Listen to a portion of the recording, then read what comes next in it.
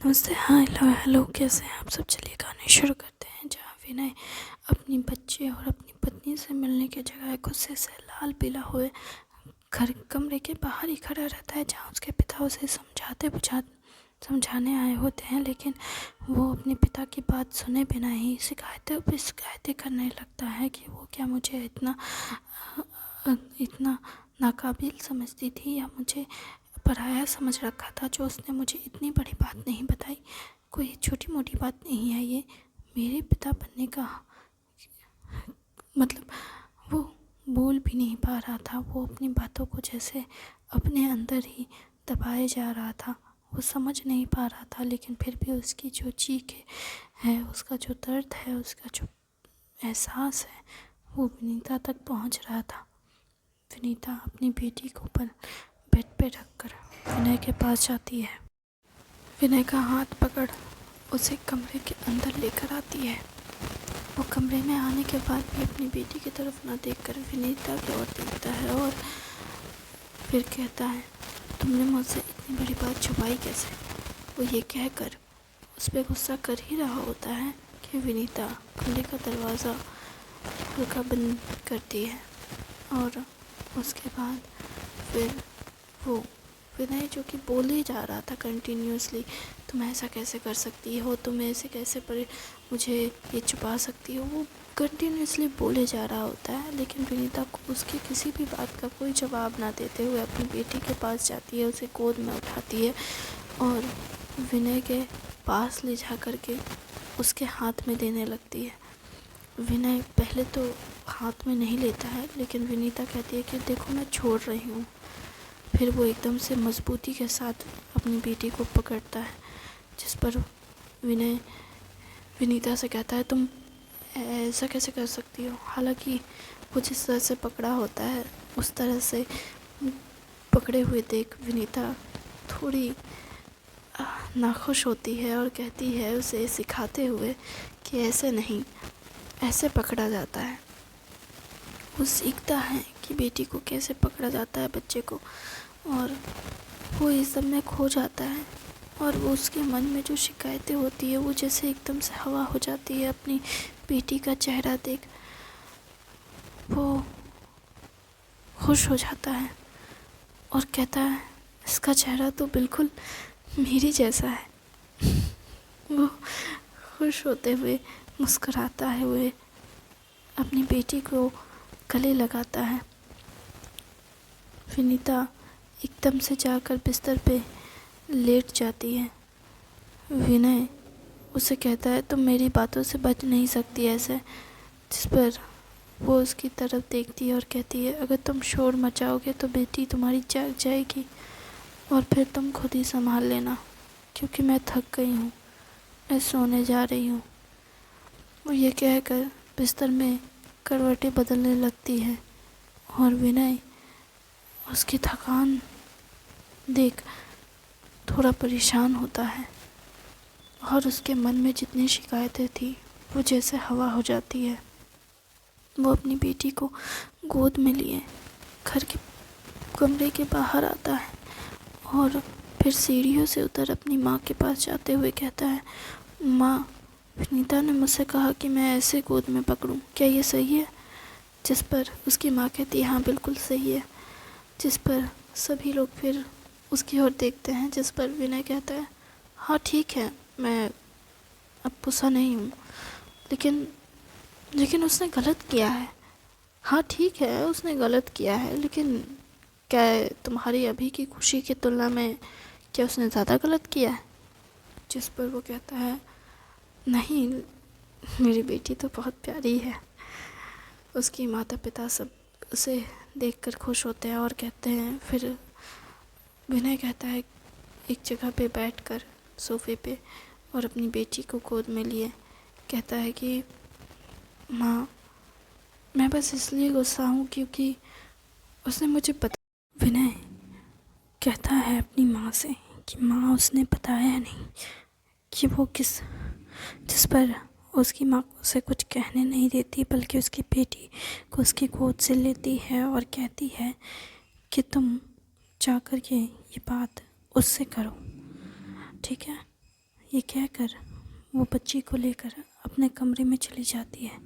सभी लोग उस कमरे में चले जाते हैं और सभी विनय को कहते हैं इशारे से कि तुम्हें उससे जाकर बात करनी चाहिए। उसके पिता भी यही बात कहते हैं।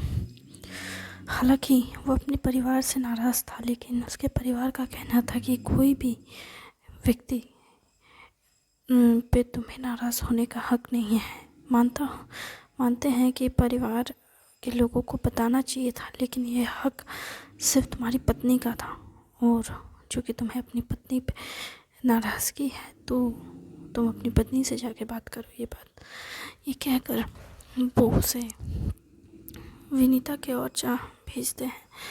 विनीता कमरे में लेटी हुई होती है, काफ़ी हद तक सो भी चुकी होती है, पर वो नींद से नहीं सोई हुई होती है, बस बिस्तर पर लेटी हुई थी। वो सोच रही थी कि विनय अपनी बेटी के साथ कैसा पल बिता रहा होगा, वो खुश तो होगा ना, मेरी बेटी अपने पिता के साथ कंफर्टेबल तो होगी ना। वो ये सब सोच ही रही थी आंखें बंद कर। तभी विनय कमरे में आता है और कमरे का दरवाज़ा हल्का भड़काते हुए अंदर बेड के पास आकर बैठता है।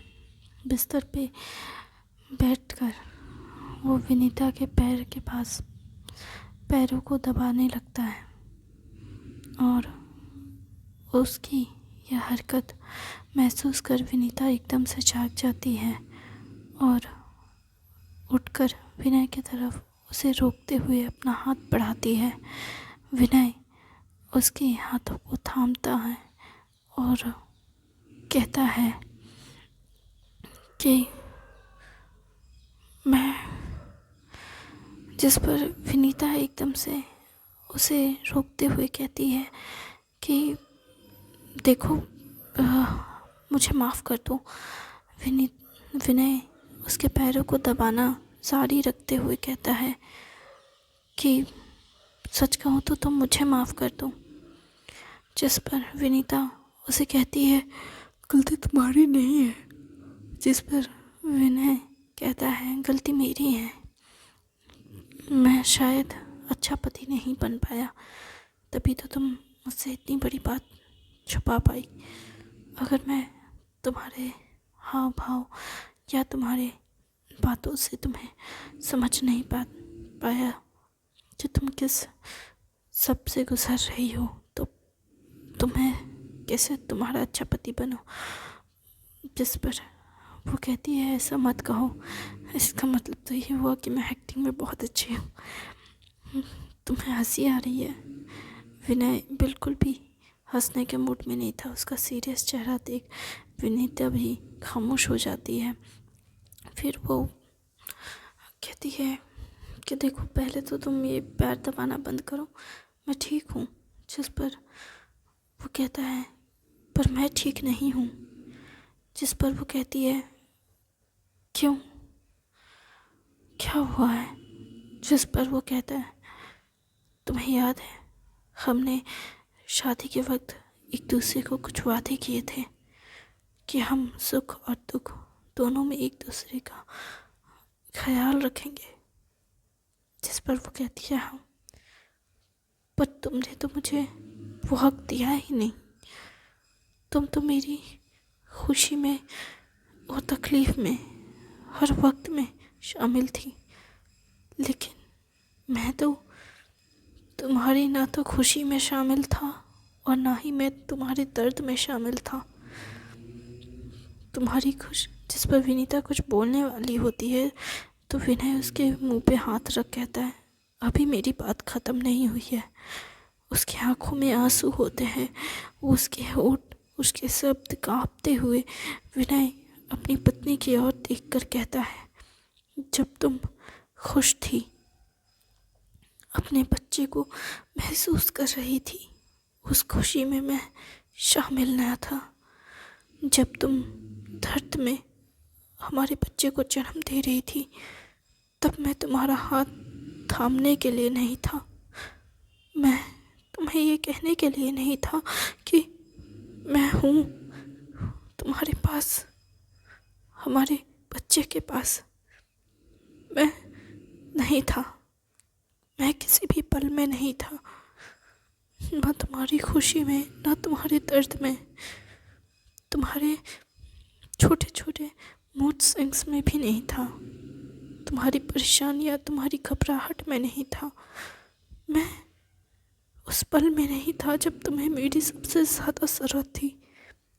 मैं कहीं नहीं था, मैं इस सब में शामिल नहीं था।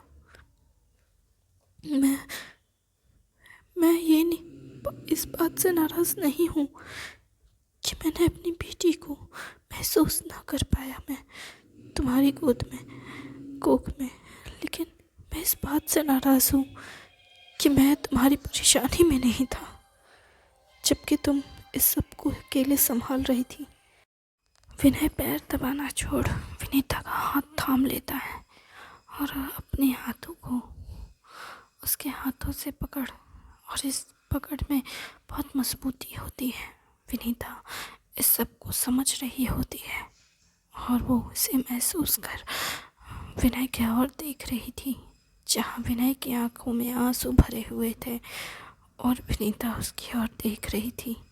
वो हाथ छुड़ाकर उसके आंसू पोंछना चाहती थी, लेकिन विनय ने बहुत कस के उसका हाथ पकड़ लिया था और वो उसकी ओर देख कहता है, मैं एक अच्छा पति नहीं बन पाया। जिस पर विनीता उसके के तरफ देख कहती है, उसके हाथों को थाम, कि इसमें ऐसा नहीं है कि तुम अच्छे पति नहीं हो, तुम बहुत अच्छे हो। नहीं, मैं बिल्कुल भी अच्छा नहीं हूँ। सच कहूँ तो मुझे लगता है तुमने ये बात इसलिए छुपाई क्योंकि हमने कभी उस बारे में बात ही नहीं की।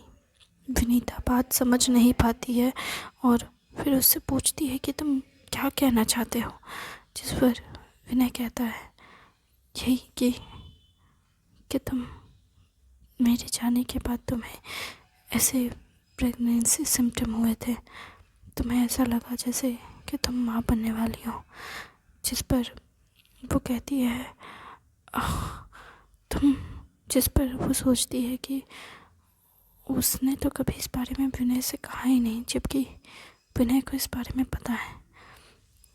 विनीता हैरान होती है और फिर उससे कहती है तुम्हें इस बारे में, जिस पर विनय समझता है कि उसे इस बारे में पहले बात करनी चाहिए थी, जिस पर वो आज कहता है मुझे पता है कि हमें इस बारे में पहले बात करनी चाहिए थी।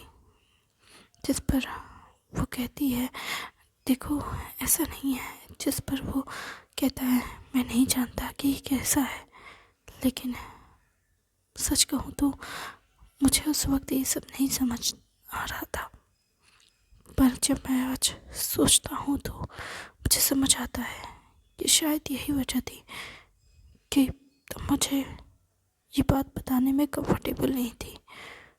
शायद मैं तुम्हें वो कंफर्ट दे ही नहीं पाया।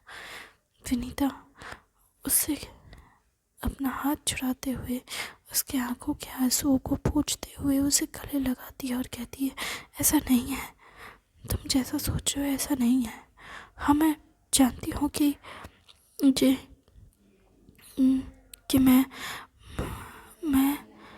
कि मतलब, जिस पर वो कहते हैं मैं जानता हूँ, जिस पर विनीता बार बार अपनी बात को कहने वाली होती है पर विनय उसे कहने ही नहीं देता है। फिर आखिर में विनीता उसके मुंह पे हाथ रखती है और कहती है देखो मैं जानती हूँ तुम क्या सोच रहे हो, क्या समझने की कोशिश कर रहे हो, तुम जो सोच रहे हो जो समझ रहे हो ऐसा नहीं है।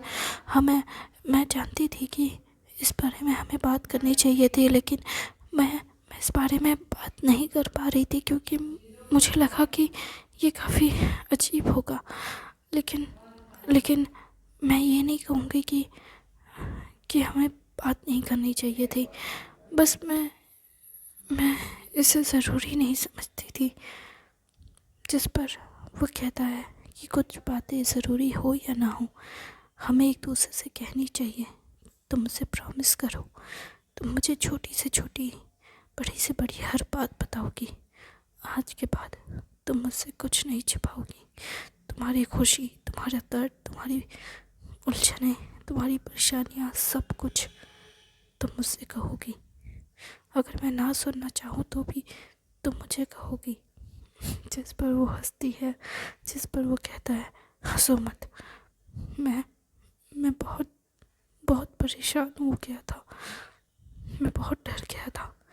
मैं तो सोच कर ही मुझे डर लगता है। तुम कितना कुछ झेल रही थी, कितना सबसे गुजर रही थी, कितनी सारी परेशानियों के साथ तुम खुद को संभाल रही थी, और मैं सब में नहीं था, मैं शामिल नहीं था। तुम्हें तो दर्द भी बहुत ज़्यादा हुआ होगा ना। वो उसके पेट पर हाथ रख कर कहता है तुम्हें बहुत दर्द हुआ होगा ना। अच्छा तो तुम्हारा सीजर करके हुआ है ना, हमारे बच्चे का जन्म ऑपरेशन से हुआ है ना। जिस पर वो कहती है हाँ, पर तुम्हें तो दर्द हुआ होगा बहुत ज़्यादा। जिस पर वो कहती है मैं ठीक हूँ। वो फिर एकदम से कहता है नहीं, मुझे जानना होगा कैसे मैं तुम्हारा कैसे ख्याल रखना चाहिए। तुम्हें किस तरह की खाने पीने की चीज़ें देनी चाहिए जिससे तुम्हारा हेल्थ ठीक रहे। तुम्हें कैसे ख्याल रखना चाहिए। और ये सारी बातें हो ही रही होती है कि तभी वो विनय की माँ विनीता की बेटी को लेकर उसके कमरे के बाहर आती है, और सभी लोग जो कि आते हैं क्योंकि बच्ची उठ गई होती है और वो रो रही होती है। जिस पर उसकी रोने की आवाज़ सुन विनय और विनीता कमरे के बाहर देखते हैं, जहाँ पूरा परिवार इकट्ठा होता है और सब मिलकर उसे कहते हैं कि तुम अकेले क्यों हो, विनीता का ख्याल रखोगे, हम सब है ना। जिस पर वो कहता है हाँ मैं जानता हूँ आप सब हैं और आपने बहुत ख्याल रखा है, यही तो हमारे पे। और जिस पर सब लोग हंसते हैं और कहते हैं देखो हम सब परिवार हैं और परिवार में हर कोई एक दूसरे का ख्याल रखता है, यही तो परिवार का मतलब होता है ना। जो वक्त बेवक्त एक दूसरे का ख्याल रखें, एक दूसरे को समझें, एक दूसरे के प्रति प्रेम और समर्पण की भावना रखें। उसकी माँ कहती है अब जब तुम आ ही गए हो तो हम सब मिलकर एक दूसरे का ख्याल रखेंगे, और सबसे ज़्यादा विनीता और तुम्हारे और इस नन्ही सी गुड़िया का ख्याल रखेंगे जो हमारी ज़िंदगी में खुशी, प्यार और सुकून लेकर आई है। वो ये बातें करते हुए सब लोग खुश हो रहे होते हैं। फिर इसी के साथ वक्त गुजरता जाता है और वक्त के साथ पूरा परिवार इकट्ठा होकर एक दूसरे के सुख और दुख में साथ देते हैं। और इसी के साथ ये कहानी यहीं ख़त्म होती है। मुझे उम्मीद है कि आपको ये कहानी पसंद आई होगी। Thank you very much. मैं चाहूँगी कि आप ऐसी कहानियाँ मैं आपको सुना पाऊँ जिससे आपको कुछ बेहतरीन सीखने मिले। ये कहानी स्पेशली वक्त और बेवक्त में रिश्तों को एक दूसरे के काम आने के लेकर के था। किस समय हमेशा आपको एक दूसरे से जोड़ता है और हमें एहसास दिलाता है कि हम एक दूसरे के बिना अधूरे हैं, और हमें एक दूसरे के साथ से हम एक दूसरे को और खुद को मजबूत इंसान बनाते हैं। बस थोड़ी सी सच्चाई, ईमानदारी और प्यार के साथ हम अपने रिश्तों को एक बेहतरीन मुकाम पर ले जा सकते हैं। हमें खुद को और अपने रिश्तों को अहमियत देना सीखना चाहिए और उसमें प्यार और समर्पण की भावना रखनी चाहिए। Thank you very much. इस कहानी को सुनने के लिए आपका बहुत बहुत धन्यवाद। और जो कि आपने मुझे अब तक नहीं बताया कि आपको किस तरह की कहानी सुनना पसंद है या आप किस तरह की कहानी चाहते हैं, तो अब मैं सोशल इश्यूज़ के ऊपर कहानियाँ बनाऊँगी। वो ऐसी कहानियाँ होगी जो सोशल इश्यूज़ को कवर करेगी और आपको ज़िंदगी और रिश्तों की एक बेहतरीन मुकाम पर लेकर जाएगी और रिश्तों के मायनों को और गहराई से बताएगी। उम्मीद करती हूँ कि आप उस कहानी को भी उतना ही प्यार और सम्मान देंगे जिस कहानी का नाम विवाह है।